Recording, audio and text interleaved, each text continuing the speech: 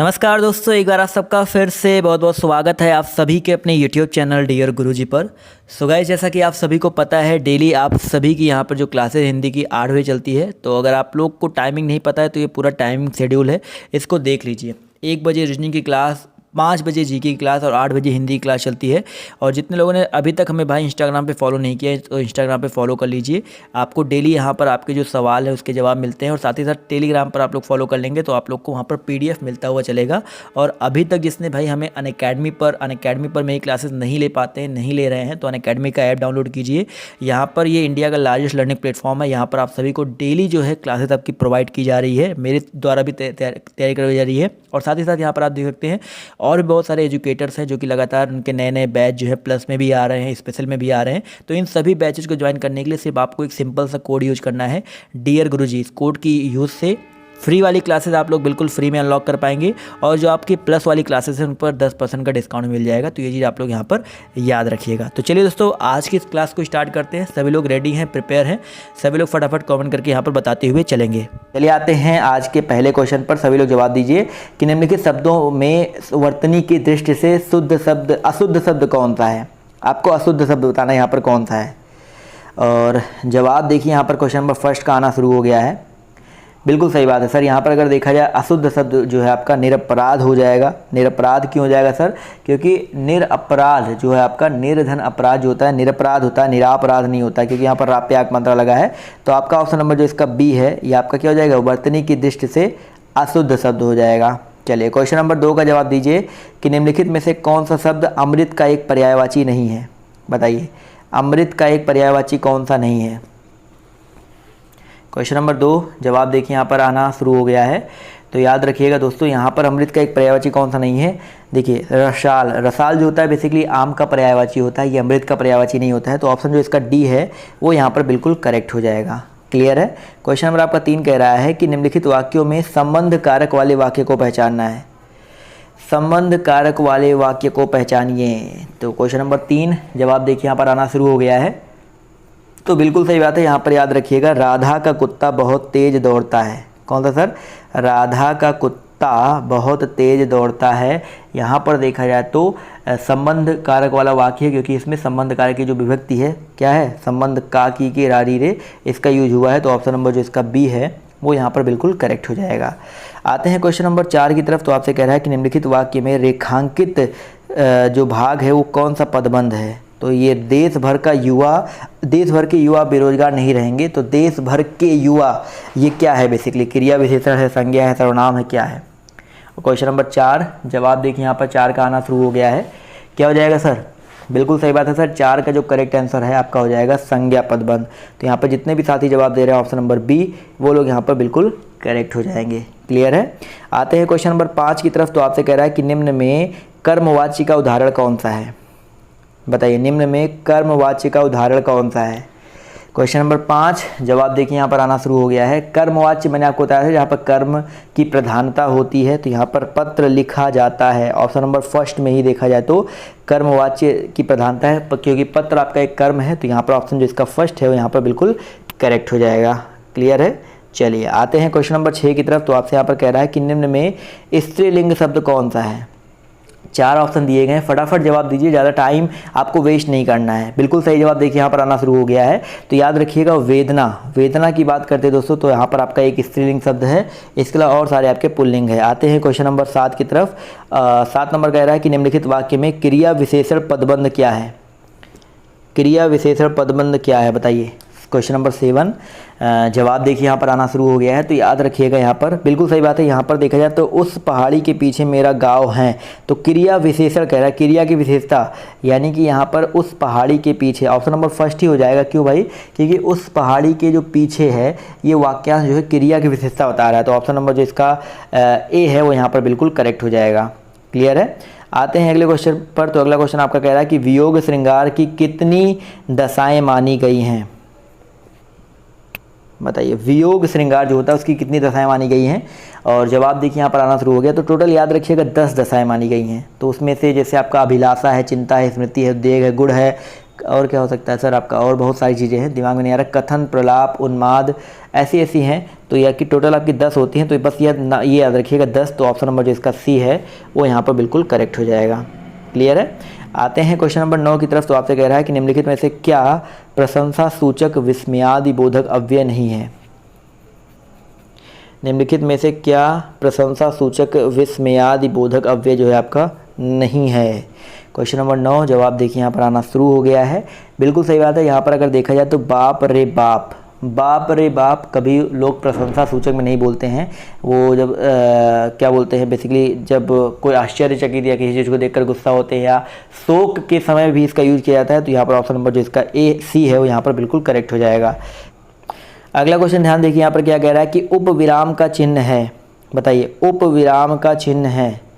उपविराम क्या होता है? सभी लोग फटाफट जवाब देंगे। तो याद रखिएगा यहाँ पर जवाब देखिए आना शुरू हो गया है। तो याद रखिएगा जो आपका ये होता है, ये जो ऑप्शन नंबर इसका फर्स्ट है ना, ये आपका दोस्तों उपविराम का चिन्ह होता है। जैसे कामायनी के आगे ऐसे लगा दो कामायनी, और उसके आगे एक लगा दो एक अनुशीलन, रामायण एक ग्रंथ, तो वो सारे जो उसके आगे ऐसे लगते हैं, ये आपका उपविराम होता है। क्वेश्चन नंबर 12 का जवाब दीजिए। कबीरदास, तुलसीदास, सूरदास आदि कौन से काल के संत कवि हैं? कबीरदास, सूरदास और तुलसीदास ये कौन से काल के कवि हैं? तो बिल्कुल सही जवाब देखिए यहाँ पर आना शुरू हो गया है। तो याद रखिए ये जो है आपके भक्ति काल के कवि हैं। तो यहाँ पर ऑप्शन नंबर जो इसका बी है वो यहाँ पर बिल्कुल करेक्ट हो जाएगा। क्लियर दोस्तों, आधुनिक काल में टिक नहीं किया था, मैं क्वेश्चन पर टिक कर रहा था। तो यहाँ पर भक्ति काल जो है यहाँ पर बिल्कुल करेक्ट हो जाएगा। चलिए दोस्तों आते हैं क्वेश्चन नंबर 13 पर। तो आपसे कह रहा है कि अजंत के लिए सही संधि विच्छेद को चुनिए। अजंत, ध्यान से देखिएगा और जवाब देखिए यहाँ पर अजंत का जवाब आना शुरू हो गया है। तो 13 का करेक्ट आंसर क्या हो जाएगा? बिल्कुल सही बात है सर। 13 में अगर देखा जाए जो करेक्ट आंसर है आपका क्या हो जाएगा? अजंत की बात कर रहा है ना, तो अच प्लस अंत, यानी कि ऑप्शन नंबर जो इसका सी है वो यहाँ पर बिल्कुल करेक्ट हो जाएगा। तो यहाँ पर जितने भी लोग जवाब दे रहे हैं ऑप्शन नंबर सी, वो लोग यहाँ पर बिल्कुल करेक्ट हो जाएंगे। चलिए दोस्तों आते हैं अगले क्वेश्चन की तरफ। तो अगला क्वेश्चन देखिए आपसे यहाँ पर क्या कह रहा है, ध्यान से देखिएगा कि किसका प्रयोग सदैव एक वचन में होता है? किसका प्रयोग सदैव एक वचन में होता है? बताइए। क्वेश्चन नंबर आपका 14 जवाब देखिए यहाँ पर आना शुरू हो गया है। तो प्रत्येक की बात करते हैं। प्रत्येक जो है प्रतिधन एक, यानी कि इसका जो प्रयोग होता है सदैव एक वचन में होता है। तो यहाँ पर जितने भी साथी जवाब दे रहे हैं ऑप्शन नंबर सी, वो लोग यहाँ पर बिल्कुल करेक्ट हो जाएंगे। क्लियर दोस्तों, आते हैं अगले क्वेश्चन पर। तो अगला क्वेश्चन आपका कह रहा है कि निम्नलिखित में से कौन सा शब्द क्षणिक का विलोमार्थी है? बताइए, क्षणिक का विलोमार्थी कौन सा है? क्वेश्चन नंबर 15 जवाब देखिए यहाँ पर आना शुरू हो गया है। क्षणिक की अगर हम बात करते हैं दोस्तों, तो इसका जो विलोमार्थी होता है ये आपका शाश्वत होता है। तो यहाँ पर जितने भी साथी जवाब दे रहे हैं ऑप्शन नंबर बी, वो लोग यहाँ पर बिल्कुल करेक्ट हो जाएंगे। चलिए दोस्तों आते हैं अगले क्वेश्चन पर। तो अगला क्वेश्चन देखिए आपसे यहाँ पर कह रहा है कि यद्यपि वह बीमार था परंतु वह मेला गया। यहाँ पर आपको वाक्य में कौन सी त्रुटि है आपको ये पहचानना है। यद्यपि वह बीमार था परंतु वह मेला गया, इस वाक्य की त्रुटियाँ आपको सुधारनी है। क्वेश्चन नंबर 16 जवाब देखिए यहाँ पर आना शुरू हो गया है।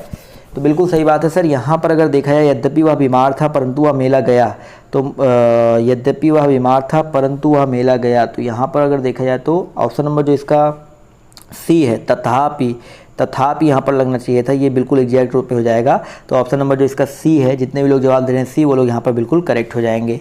आते हैं अगले क्वेश्चन पर। तो अगला क्वेश्चन देखिए आपसे यहाँ पर कह रहा है कि मेला फेरत जुग भया, गया न मन का फेर, कर का मन का डारी के, मन का फेर। यहाँ पर अलंकार आपको बताना है। बहुत ही अच्छा क्वेश्चन है, सभी लोग जवाब दीजिए। यहाँ पर कौन सा अलंकार है?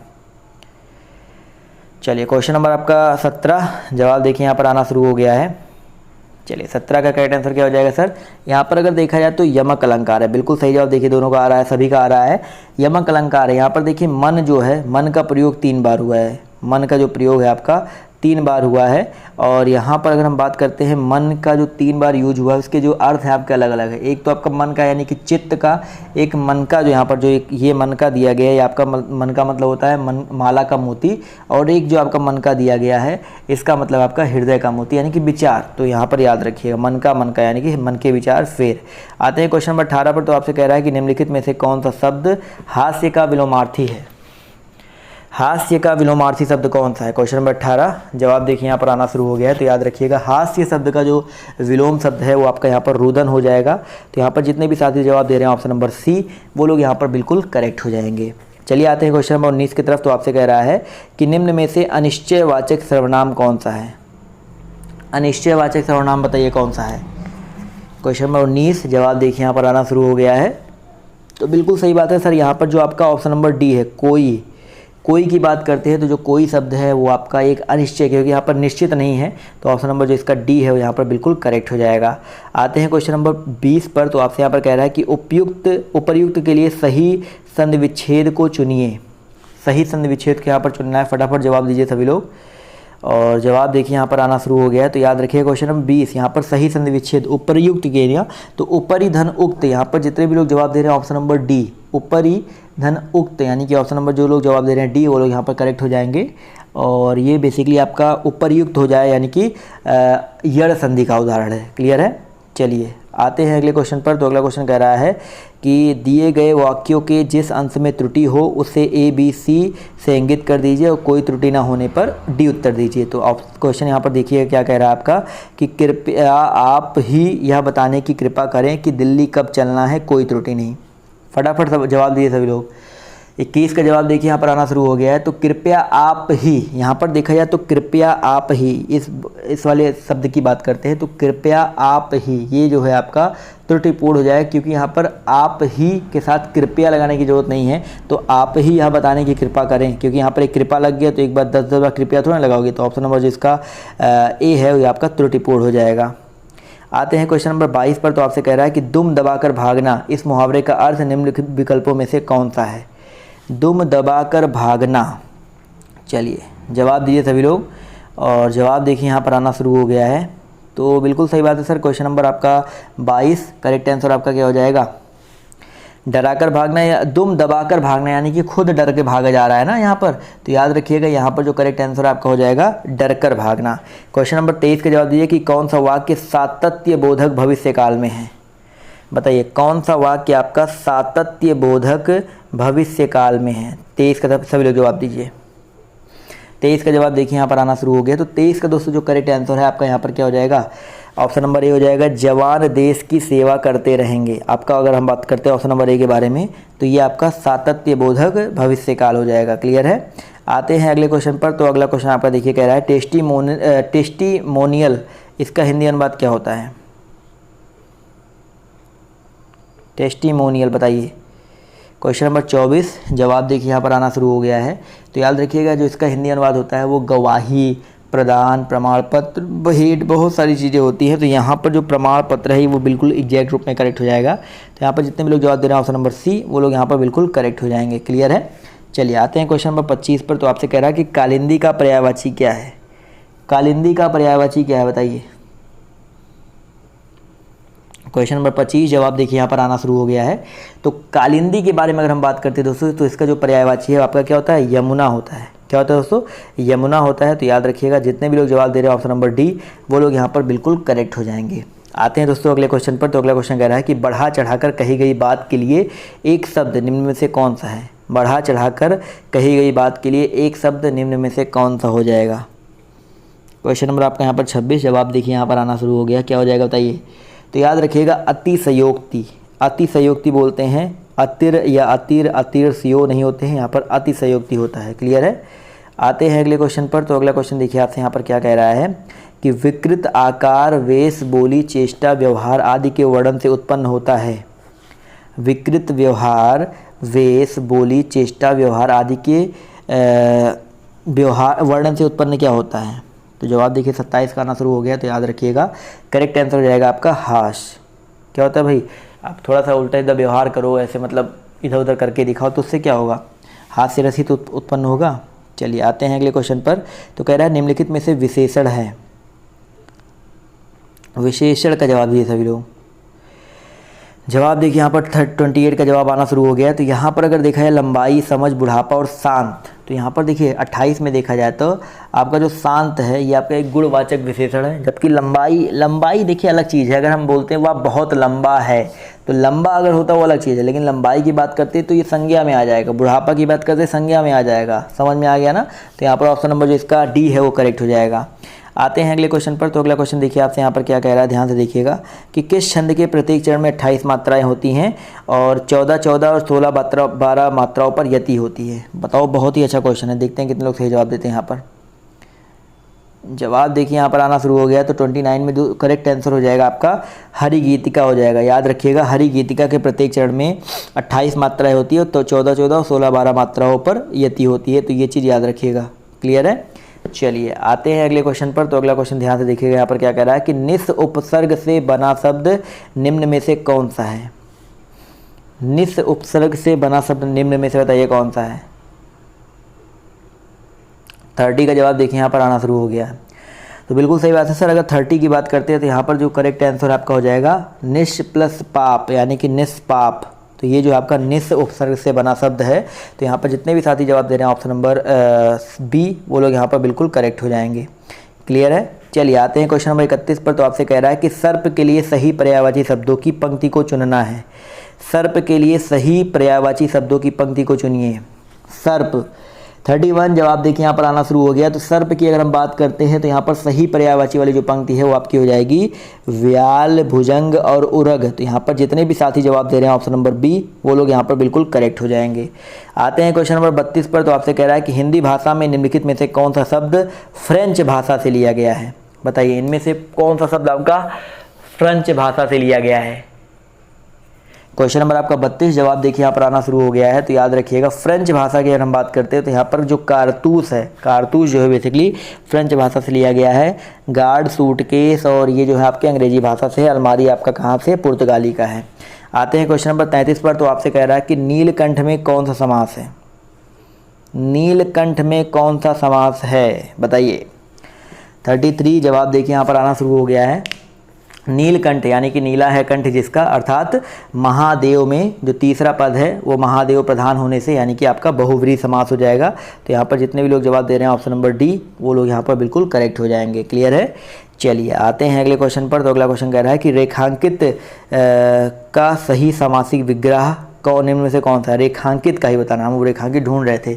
रेखांकित का समासिक विग्रह करना आपको। जवाब देखिए आना शुरू हो गया है। तो क्या हो जाएगा सर? चलिए बिल्कुल सही बात है सर। यहाँ पर देखा है 34 में जो करेक्ट आंसर है यहाँ पर हो जाएगा रेखांकित यानी कि रेखा से अंकित। तो यहाँ पर जितने भी लोग जवाब दे रहे हैं ऑप्शन नंबर सी, वो लोग यहाँ पर बिल्कुल करेक्ट हो जाएंगे। चलिए दोस्तों आते हैं अगले क्वेश्चन पर। तो 35 नंबर क्वेश्चन आपसे कह रहा है कि भरत मुनि ने रसों की संख्या कितनी मानी है। भरत मुनि ने रसों की संख्या बताइए कितनी मानी है। 35 सभी लोग जवाब दीजिए। तो भरत मुनि ने रसों की संख्या कितनी मानी है सर? 8 मानी है। कितनी? 8। तो याद रखिएगा, जितने भी लोग जवाब दे रहे हैं ऑप्शन नंबर ए, वो लोग यहाँ पर बिल्कुल करेक्ट हो जाएंगे। और ये 8 रस आपके, आप सभी को पता, श्रृंगार, हास्य, करुण, रौद्र, वीर रस, भयानक रस, विभत्स रस, अद्भुत रस और शांत रस को उन्होंने रस नहीं माना है भरत मुनि से। तो ये चीज़ याद रखिएगा। आते हैं क्वेश्चन नंबर 36 पर। तो आपसे कह रहा है कि निम्नलिखित शब्दों में से तत्सम शब्द को पहचानना। आप सभी को तत्सम शब्द को पहचानिए, बताइए। तत्सम शब्द यहाँ पर जवाब दीजिए सभी लोग। 36 जवाब देखिए आना शुरू हो गया है। तो याद रखिएगा, यहाँ पर जो आपका कारण है, कारण की बात करते हैं तो ये जो है आपका तत्सम शब्द है। क्लियर है? तो ऑप्शन नंबर जो इसका ए है करेक्ट हो जाएगा। लोहा, बंदर और दूध आपके तद्भव है। चलिए आते हैं क्वेश्चन नंबर 37 पर। तो आपसे कह रहा है कि निम्नलिखित कवियों में से गांधी जी ने किस कवि को राष्ट्र कवि का सम्मान दिया था। बताइए, गांधी जी ने भैया किस कवि को राष्ट्र कवि का सम्मान दिया था। तो 37 का जवाब देखिए आना शुरू हो गया है। तो याद रखिएगा, मैथिली शरण गुप्त जी को राष्ट्र कवि का सम्मान दिया था। तो यहाँ पर ऑप्शन नंबर जो इसका सी है वो यहाँ पर बिल्कुल करेक्ट हो जाएगा। चलिए आते हैं क्वेश्चन नंबर 38 पर। तो आपसे कह रहा है कि निम्नलिखित में से कौन सी बोली राजस्थानी के अंतर्गत नहीं आती है। निम्नलिखित में से कौन सी बोली राजस्थानी के अंतर्गत नहीं आती है। और जवाब देखिए 38 का आना शुरू हो गया। तो बिल्कुल सही बात है। तो यहाँ पर देखा जाए तो अर्धमागधी, तो आपका ऑप्शन नंबर जो इसका सी है अर्धमागधी जो है ये राजस्थानी बोली के अंतर्गत नहीं आती है। 39 का जवाब दीजिए कि जो दिखाई ना पड़े उसके लिए एक शब्द निम्न में से कौन सा है। जो दिखाई ना पड़े, बताइए सर। क्वेश्चन नंबर आपका 39 जवाब दीजिए सभी लोग। चलिए 39 का जवाब देखिए यहाँ पर आना शुरू हो गया। तो याद रखिएगा 39 का जो करेक्ट आंसर है आपका हो जाएगा ऑप्शन नंबर बी, यानी कि अदृश्य। तो जो दिखाई ना पड़े उसको क्या बोलते हैं हम लोग? अदृश्य बोलते हैं। तो ऑप्शन नंबर जो इसका बी है वो यहाँ पर बिल्कुल करेक्ट हो जाएगा। चलिए आते हैं क्वेश्चन नंबर 40 की तरफ। तो 40 का जवाब दिए सभी लोग। मिलाप शब्द में कौन सा प्रत्यय है। मिलाप शब्द में कौन सा प्रत्यय है? चलिए क्वेश्चन नंबर आपका यहाँ पर 40 जवाब देखिए आना शुरू हो गया। तो मिलाप शब्द की अगर हम बात करते हैं तो यहाँ पर मिल प्लस आप यानी कि आप प्रत्यय हो जाएगा। तो यहाँ पर जितने भी साथी जवाब दे रहे हैं ऑप्शन नंबर बी, वो लोग यहाँ पर बिल्कुल करेक्ट हो जाएंगे। क्लियर है दोस्तों? चलिए आते हैं अगले क्वेश्चन पर। तो अगला क्वेश्चन ध्यान से देखिए, यहाँ पर कह रहा है कि दीर्घ तथा विवृत स्वर कौन सा है? दीर्घ तथा विवृत स्वर कौन सा है? क्वेश्चन नंबर 41 जवाब देखिए यहाँ पर आना शुरू हो गया है। तो याद रखिएगा 41 में जो करेक्ट आंसर है यहाँ पर क्या हो जाएगा आपका ऑप्शन नंबर ए। ये आपका दीर्घ भी है और आपका विवृत भी है। तो यहाँ पर जितने भी लोग जवाब दे रहे हैं ऑप्शन नंबर ए, वो लोग यहाँ पर बिल्कुल करेक्ट हो जाएंगे। विवृत स्वर क्या होता है कि जिनके उच्चारण में मुंह जो है आपका खुला हुआ और जीवा जो है नीचे पड़ी रहे, वो आपका विवृत होता है। जैसे आ बोल के देखो, आपका जीव नीचे और मुँह खुल जाता है। चलिए आते हैं क्वेश्चन नंबर 42 पर। तो उपेंद्र वज्रा ये किस प्रकार का छंद है? उपेंद्र वज्रा ये किस प्रकार का छंद है बताइए। चलिए जवाब देखिए यहाँ पर आना शुरू हो गया है। तो याद रखिएगा यहाँ पर जो करेक्ट आंसर हो जाएगा आपका ऑप्शन नंबर हो जाएगा डी, वर्डिक छंद है। तो ऑप्शन नंबर जो इसका बी है करेक्ट हो जाएगा, वर्डिक छंद है। प्रत्येक चरण में जगड़ और तगड़, और जगड़ और तगड़ में आपके ये समझ लो कि 11-11 वर्ड होते हैं बेसिकली। आते हैं क्वेश्चन नंबर आपका 43 पर। तो मूल पाठ का शब्दशः अनुवाद क्या कहलाता है? मूल पाठ का शब्दशः अनुवाद क्या कहलाता है? चलिए क्वेश्चन नंबर आपका यहाँ पर 43 जवाब देखिए आना शुरू हो गया है। तो याद रखिएगा मूल पाठ का जो शब्दशः अनुवाद है वो आपका शब्दानुवाद कहलाता है। क्या कहलाता है दोस्तों? शब्दानुवाद कहलाता है। तो यहाँ पर जितने भी लोग जवाब दे रहे हैं ऑप्शन नंबर डी, वो लोग यहाँ पर बिल्कुल करेक्ट हो जाएंगे। चलिए आते हैं क्वेश्चन नंबर 44 पर। तो आपसे कह रहा है कि पलक बिना पलक झपकाए, इसके लिए एक शब्द निम्न में से कौन सा है? बिना पलक झपकाए, इसके लिए एक शब्द निम्न में से कौन सा है? 44 जवाब देखिए यहाँ पर आना शुरू हो गया है। तो याद रखिएगा यहाँ पर जो करेक्ट आंसर हो जाएगा आपका आपलक हो जाएगा। क्या हो जाएगा? आपलक। क्लियर है? तो यहाँ पर ऑप्शन नंबर जो इसका ए है वो यहाँ पर बिल्कुल करेक्ट हो जाएगा। आते हैं अगले क्वेश्चन पर। तो अगला क्वेश्चन आपका देखिए यहाँ पर कह रहा है कि निम्नलिखित 6 वाक्यांश, इसको स्किप कर देते हैं तो आप लोग कर ही ले जाते हो। अब आते हैं सीधे हम लोग सामान्य ज्ञान की तरफ। सामान्य ज्ञान की तरफ बढ़ेंगे। तो पहला क्वेश्चन आपके सामने ये रहा कि कौन से प्रसिद्ध सूफी संत को चिराग ए दिल्ली के रूप में जाना जाता है? बताइए निम्नलिखित में से कौन से क्या बोलते हैं कौन से प्रसिद्ध सूफी संत को चिराग ए दिल्ली के रूप में जाना जाता है? चलिए 91 का जवाब देखिए यहाँ पर आना शुरू हो गया। तो 91 का दोस्तों जो करेक्ट आंसर आपका हो जाएगा शेख नसरुद्दीन महमूद। जल्दी जल्दी करेंगे, मुझे पता है आप सभी को नींद लग रही है, कुछ लोग बोल भी रहे हैं। तो ऑप्शन जो इसका सी है करेक्ट हो जाएगा। 92 कह रहा है कि आभूषण जोशान शरीर में पहना जाता है। जोशान जो है कहाँ पर पहना जाता है? 92 का जवाब देखिए आना शुरू हो गया। तो याद रखिए जोशान जो होता है आपकी बाहों में पहना जाता है। तो ऑप्शन नंबर जो इसका सी है वो यहाँ पर बिल्कुल करेक्ट हो जाएगा। आते हैं क्वेश्चन नंबर 93 पर। तो आपसे कह रहा है कि निम्नलिखित में से कौन सा लोक नृत्य जम्मू और कश्मीर राज्य से संबंधित है? जम्मू और कश्मीर से। गिद्दा आपका पता है पंजाब से है। तो यहाँ पर 93 में अगर देखा जाए तो जम्मू कश्मीर की बात कर रहा है ना। तो यहाँ पर आपका जो धूमल है, बिल्कुल सही बात है, धूमल जो है आपका जम्मू कश्मीर से संबंधित है। ऑप्शन सी करेक्ट हो जाएगा। 94 कह रहा है कि प्राचीन गणित पुस्तक सुल्व सूत्र जो है ये किसके द्वारा लिखी गई है?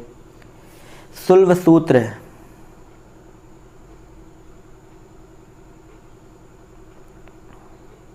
जवाब देखिए यहाँ पर आना शुरू हो गया। तो बिल्कुल सही बात है सर, ये बौधायन द्वारा लिखी गई है। आते हैं क्वेश्चन नंबर 95 पर। तो आपसे कह रहा है कि 1946 में संविधान सभा के उद्घाटन सत्र में अध्यक्ष के रूप में किसने अध्यक्षता की थी?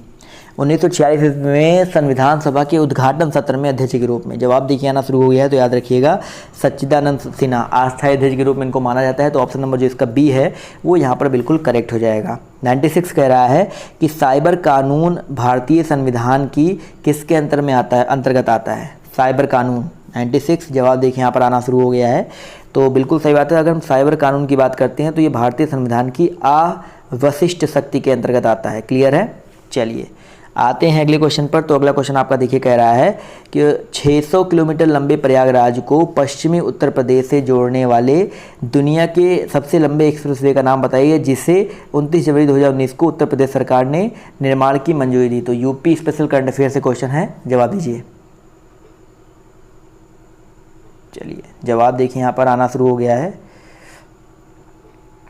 चलिए बिल्कुल सही बात है सर, 97 का जो करेक्ट आंसर है आपका हो जाएगा गंगा एक्सप्रेसवे। बिल्कुल सही जवाब यहाँ पर लोग दे रहे थे। आते हैं 98 पर, तो कह रहा है कौन सा देश G20 वार्षिक शिखर सम्मेलन 2022 की मेजबानी करेगा।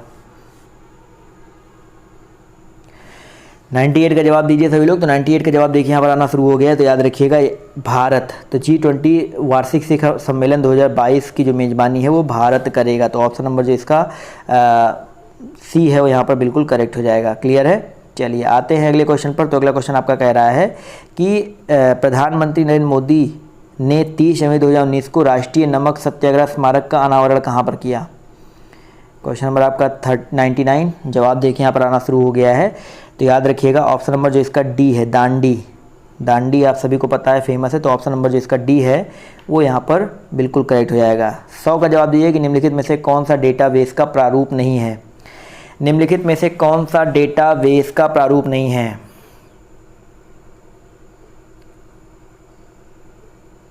चलिए जवाब देखिए यहाँ पर आना शुरू हो गया है। तो बिल्कुल सही बात है। तो 100 का जो करेक्ट आंसर आपका हो जाएगा option number B, common model. Network model, relation model, distributed model, ये सारे आपके डाटाबेस के प्रारूप है, बट कॉमन मॉडल इसके अंडर में नहीं आता है। चलिए आते हैं क्वेश्चन नंबर 101 पर। तो आपसे कह रहा है कंप्यूटर के यांत्रिक, वैद्युत तथा इलेक्ट्रॉनिक भाग क्या कहलाते हैं। कंप्यूटर के यांत्रिक, वैद्युत तथा इलेक्ट्रॉनिक भाग क्या कहलाते हैं, बताइए। चलिए क्वेश्चन नंबर 101 जवाब देखिए यहाँ पर आना शुरू हो गया है। तो 101 का दोस्तों करेक्ट आंसर क्या हो जाएगा। तो यहाँ पर 101 में देखा जाए तो जो करेक्ट आंसर आपका हो जाएगा हार्डवेयर। क्या हो जाएगा सर आपका हार्डवेयर। तो कंप्यूटर के यांत्रिक, वैद्युत और इलेक्ट्रॉनिक जो भाग है आपके हार्डवेयर कहलाते हैं। क्लियर है।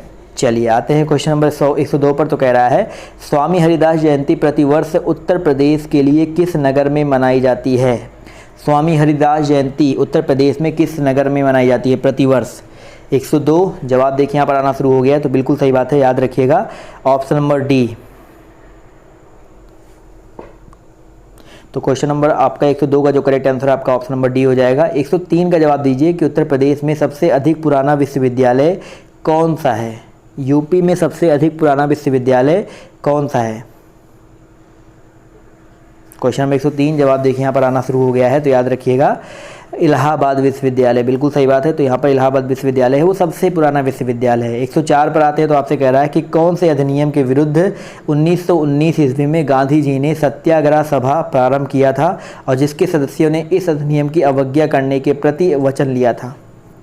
क्वेश्चन नंबर 104 सभी लोग जवाब दीजिए। 104 का जवाब देखिए यहाँ पर आना शुरू हो गया है। तो याद रखिएगा भारतीय उत्तराधिकारी अधिनियम। कौन सा सर, भारतीय उत्तराधिकारी अधिनियम। तो यहाँ पर जितने भी लोग जवाब दे रहे हैं ऑप्शन नंबर सी, वो लोग यहाँ पर बिल्कुल करेक्ट हो जाएंगे। क्लियर है। चलिए आते हैं क्वेश्चन नंबर 105 पर। तो आपसे कह रहा है कि खान अब्दुल गफ्फार खान के नेतृत्व में पठानों ने खुदाई खिदमतगार समाज की स्थापना की थी, जिसे लोकप्रिय रूप से क्या कहा जाता था,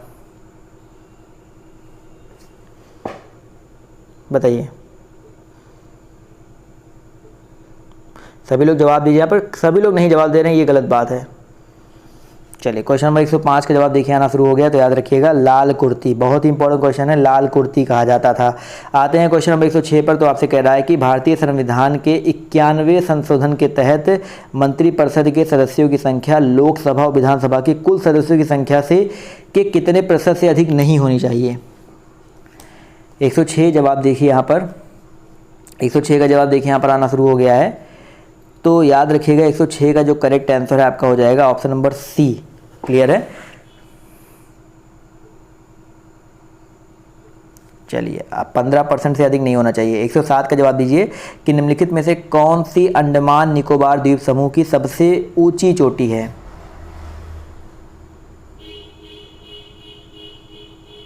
बताइए सर, अंडमान निकोबार की सबसे ऊंची चोटी कौन सी है।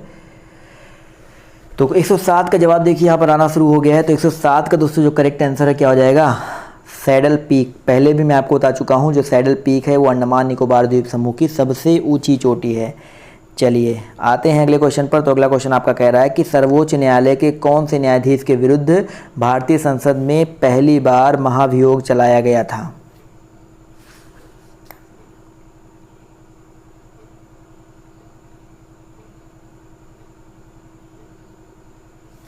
क्वेश्चन नंबर 108 जवाब देखिए यहाँ पर, बहुत ही अच्छा क्वेश्चन है, बहुत इंपॉर्टेंट क्वेश्चन भी है।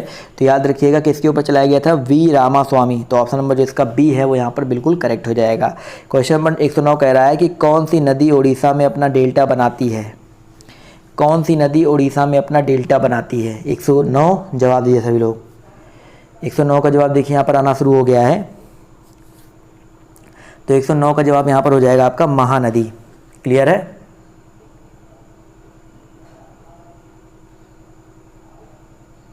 चलिए, तो 109 में दोस्तों याद रखिएगा यहाँ पर कौन सी नदी उड़ीसा में अपना डेल्टा बनाती है। तो उड़ीसा की बात कर रहा है, तो याद रखिएगा 109 में जो करेक्ट आंसर है आपका महानदी हो जाएगा। क्लियर है।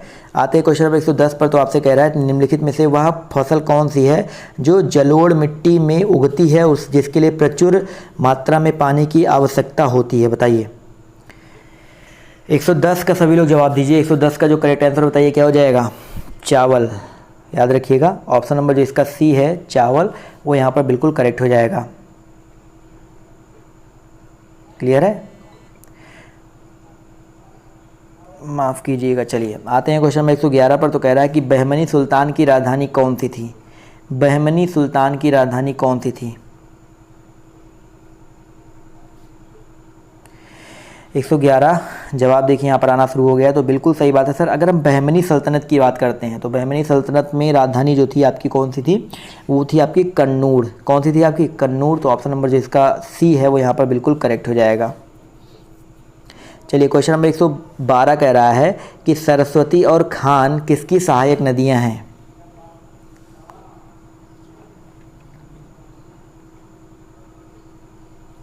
क्वेश्चन नंबर 112 का जवाब दीजिए सर। तो याद रखिएगा सरस्वती और जो खान है वो शिप्रा की नदी की सहायक नदी है। तो ऑप्शन नंबर जो इसका डी है वो यहाँ पर करेक्ट हो जाएगा। 113 कह रहा है कि ताज उल मस्जिद का निर्माण शुरू किया गया था किसके द्वारा। ताज उल मस्जिद का निर्माण जो है शुरू किया गया था। 113 का जवाब देखिए यहाँ पर आना शुरू हो गया। तो याद रखिएगा सुल्तान शाह जहाँ बेगम। याद रखिएगा सुल्तान शाह जहाँ बेगम। तो ऑप्शन नंबर जो इसका ए है वो यहाँ पर बिल्कुल करेक्ट हो जाएगा। क्लियर है। क्वेश्चन नंबर 114 का जवाब दीजिए कि रामकृष्ण मिशन की स्थापना किसने की।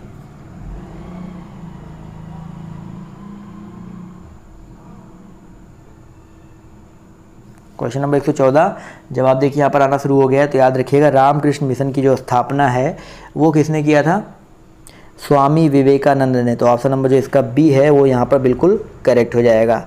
चलिए आते हैं क्वेश्चन नंबर 115 पर। तो आपसे क्या कह रहा है कि भारत रत्न पुरस्कार पहली बार निम्न वर्ष में प्रदान किया गया था, कब। भारत रत्न पुरस्कार पहली बार किस वर्ष में प्रदान किया गया था। 115 जवाब देखिए यहाँ पर आना शुरू हो गया है। तो याद रखिएगा 1954 में। सबसे पहली बार कब किया गया था, 1954 में। क्लियर है। चलिए आते हैं दोस्तों क्वेश्चन नंबर 116 की तरफ। तो कह रहा है कि भारतीय वायुसेना के सुखोई 30 लड़ाकू विमानों को मूलतः किसने रूपांकित और विकसित किया था। जवाब देखिए यहाँ पर आना शुरू हो गया है। तो याद रखिएगा 116 का जो करेक्ट आंसर है, बिल्कुल सही बात है सर, रसिया यानी कि रूस हो जाएगा। तो ऑप्शन नंबर जो इसका बी है वो यहाँ पर बिल्कुल करेक्ट हो जाएगा। आते हैं क्वेश्चन नंबर 117 पर। तो आपसे कह रहा है कि नए जीएसटी अधिनियम के अकॉर्डिंग अधिकतम कर स्लैब क्या है। नए जीएसटी अधिनियम के अकॉर्डिंग अधिकतम कर स्लैब क्या है। क्वेश्चन नंबर 117 जवाब देखिए यहाँ पर आना शुरू हो गया है। तो याद रखिएगा 28%। क्या है सर आपका 28%। तो ऑप्शन नंबर जो इसका बी है वो यहाँ पर बिल्कुल करेक्ट हो जाएगा। चलिए दोस्तों आते हैं अगले क्वेश्चन की तरफ। तो अगला क्वेश्चन देखिए आपसे यहाँ पर कह रहा है कि भारत में पर्यावरण सुरक्षा अधिनियम किस वर्ष पारित हुआ था। भारत में पर्यावरण सुरक्षा अधिनियम किस वर्ष पारित हुआ था। 118 जवाब देखिए यहाँ पर आना शुरू हो गया है। तो याद रखिएगा 1986 ईस्वी में। तो यहाँ पर जितने भी लोग जवाब दे रहे हैं ऑप्शन नंबर ए, वो लोग यहाँ पर बिल्कुल करेक्ट हो जाएंगे। चलिए आते हैं क्वेश्चन नंबर 119 पर। तो आपसे कह रहा है पुस्तक जो आपका ये गुलामगिरी है इसके लेखक कौन है। गुलामगिरी के लेखक कौन है बताइए। 119 जवाब देखिए यहाँ पर आना शुरू हो गया है। तो पुस्तक जो गुलामगिरी है दोस्तों याद रखिएगा इसके जो लेखक है ज्योतिबा फुले हैं। तो ऑप्शन नंबर जो इसका सी है वो यहाँ पर बिल्कुल करेक्ट हो जाएगा। चलिए 120 का जवाब दीजिए कि भारत के किस पड़ोसी देश में सुंदरबन फैला हुआ है। बताइए भारत के किस पड़ोसी देश में सुंदरबन फैला हुआ है। 120 जवाब देखिए यहाँ पर आना शुरू हो गया है, तो याद रखिएगा बांग्लादेश। तो ऑप्शन नंबर जो इसका ए है वो यहाँ पर बिल्कुल करेक्ट हो जाएगा। 121 कह रहा है काहिरा बांध यहाँ पर स्थित है। काहिरा बांध जो है कहाँ पर स्थित है बताइए। काहिरा बांध जवाब देखिए यहाँ पर आना शुरू हो गया है, तो याद रखिएगा 121 का जो करेक्ट आंसर है आपका हो जाएगा कैमूर जिला। क्या हो जाएगा सर आपका? कैमूर जिला। तो ऑप्शन नंबर जो इसका बी है वो यहाँ पर बिल्कुल करेक्ट हो जाएगा। 122 कह रहा है कि अंतिम मुगल सम्राट बताइए कौन था। अंतिम मुगल सम्राट बताइए कौन था। सभी लोग जवाब दीजिए फटाफट। और 122 जवाब देखिए यहाँ पर आना शुरू हो गया है, तो याद रखिएगा 122 का जो करेक्ट आंसर है आपका क्या हो जाएगा? बहादुर शाह द्वितीय था। क्लियर है दोस्तों? चलिए आते हैं अगले क्वेश्चन पर। तो आपसे यहाँ पर क्या कह रहा है कि पृथ्वी की सतह का 3/4 भाग किसके द्वारा अधिकृत है। ये तो सभी को पता है, पृथ्वी की सतह का जो 3/4 भाग है किसके द्वारा अधिकृत है। जवाब देखिए यहाँ पर आना शुरू हो गया है, तो याद रखिएगा जल के द्वारा, तभी तो नीला दिखाई पड़ता है। 124 कह रहा है कि किस वर्ष में भारत एक गण राज्य बना था। किस वर्ष में भारत एक गण राज्य बना था। 124 जवाब देखिए आना शुरू हो गया है, तो याद रखिएगा 1950 ईस्वी में। 125 का जवाब दीजिए कि केंद्र सरकार के सभी मंत्रियों की नियुक्ति किसके द्वारा की जाती है। केंद्र सरकार के सभी मंत्रियों की जो नियुक्ति है किसके द्वारा की जाती है। जवाब देखिए यहाँ पर आना शुरू हो गया है, तो याद रखिएगा 125 का जो करेक्ट आंसर है आपका हो जाएगा राष्ट्रपति। तो ऑप्शन नंबर जो इसका बी है वो यहाँ पर बिल्कुल करेक्ट हो जाएगा। क्वेश्चन नंबर 126 कह रहा है कि RTI अधिनियम को ... के दिन राष्ट्रपति की स्वीकृति मिली बताइए।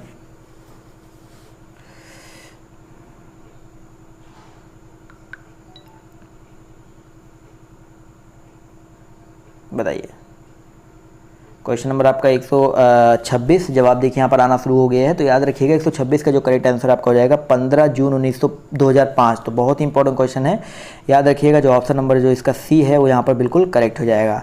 आते हैं 127 पर। तो आपसे कह रहा है कि किसी प्रबंधन जिनके कई जगहों पर कार्यालय हैं कौन सा प्रारूप उपयुक्त होगा।